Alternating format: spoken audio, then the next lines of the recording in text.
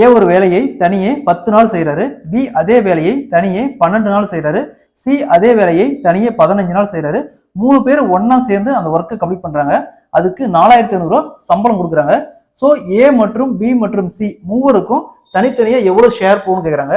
இந்த மாடல்ல சம் கேட்டாங்களா? இது மூணுக்கும் எல்சிஎம் எடுத்துமா 60. இங்க 6 × 10 60, இங்க 5 × 12 60, இங்க 4 × 15 60. ஸோ அப்ப ஏக்கு 6 ரேஷியோல போவோம், பிக்கு 5 ரேஷியோல போவோம், சிக்கு 4 ரேஷியோல போவோம். டோட்டலா இதை ஆட் பண்ணா 15.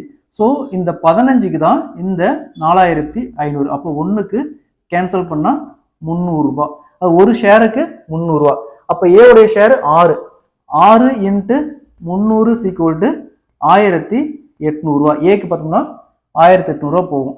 அடுத்தது பிக்கு பார்த்தோம்னா 5. அப்போ 5 × 300 = 1500 ரூபாய். இது வந்து பிக்கு.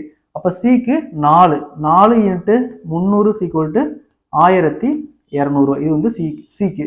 டோட்டலாக ஆட் பண்ணால் 4500 ரூபாய் வருது. ஓகேங்களா? இந்த மாடல் சம் கேட்டாங்களா? நம்ம இந்த மெத்தடில் போட்டுக்கலாம்.